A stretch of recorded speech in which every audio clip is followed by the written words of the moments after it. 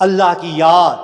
اللہ کی یاد اور اللہ کا ذکر کبھی نہ چھوڑنا، کیونکہ یہ تمہاری پناہ گاہ ہے، یہ تمہاری بچت کا واحد ذریعہ ہے۔ اس کی مثال انہوں نے اس طرح دی کہ جس طرح تم ایک جنگل میں یا ایک بیابان میں جا رہے ہو اور تمہارے پیچھے تمہارے جانی دشمن لگ جائیں، تمہیں مارنے کے در پہ ہو، تمہیں کوئی پناہ گاہ نہ مل رہی ہو کہ میں کہاں چھپوں اور ان سے جان بچاؤں، کہ اچانک تمہیں ایک قلعہ نظر آ جائے، مضبوط قلعہ، تم اس قلعے میں داخل ہو کر اس کا دروازہ بند کر دو، اس کے آہنی دروازے کو قفل لگا دو اور وہ دشمن باہر رہ جائے اور تمہاری جان بچ۔ یہ ذکر، لہذا ذکر کے قلعے کو کبھی نہ چھوڑنا۔ میرے آقا نے اسی لیے یہ نصیحت فرمائی کہ جب تم اللہ کی طرف متوجہ ہوتے ہو تو اللہ تمہاری طرف متوجہ ہوتا ہے،